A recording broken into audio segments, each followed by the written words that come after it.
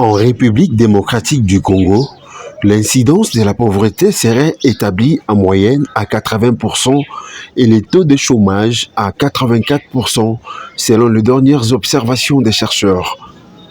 Cette même conclusion est enregistrée dans la quasi-totalité des pays africains. Voilà pourquoi, depuis un certain temps, il existe la Conférence internationale du travail, une structure regroupant en son sein les représentants des services publics d'emploi, membres de l'Association africaine des services d'emploi publics. Elle vise à trouver des solutions pour les jeunes Africains afin de leur éviter les risques d'immigration vers l'Europe, à l'instar de plusieurs noyades à la mer Méditerranée. C'est dans cette optique que s'est tenu à Kinshasa 2 jours de travaux du 18 au 19 octobre au Fleuve Congo Hotel de la session ordinaire du comité exécutif de l'Association africaine des services de l'emploi public. C'est juste une note d'espoir pour la renaissance africaine, souligne Ibrahim Nok, directeur général de l'Agence nationale pour l'emploi et président en exercice de l'Association africaine des services d'emploi public.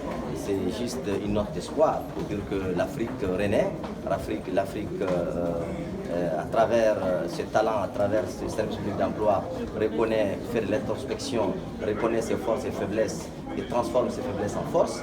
C'est ce qui nous a amené aujourd'hui à aller vers le boulevard africain d'intermédiation, qui sera un grand boulevard, comme son nom l'indique, d'interconnexion, de mise en relation des offres et demandes d'emploi, d'intermédiation, de placement, de reconversion, mais aussi d'insertion des différents profils existants dans différents pays et également faciliter la protection du droit du travail. Ces assises redorent l'image de la diplomatie internationale de la République démocratique du Congo à travers la sous-région, l'Afrique et le monde entier. À en croire Jean-Jacques Pouroussi, directeur des cabinets et représentant de Madame la ministre de l'Emploi, Travail et Prévoyance sociale de la RDC.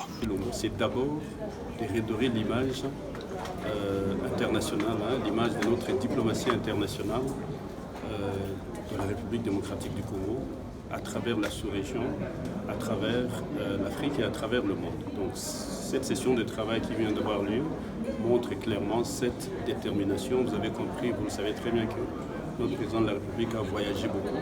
C'était pour aller mobiliser des partenariats, des fonds, des moyens pour pouvoir nous permettre de lutter contre le chômage de masse qui gangrène ce pays.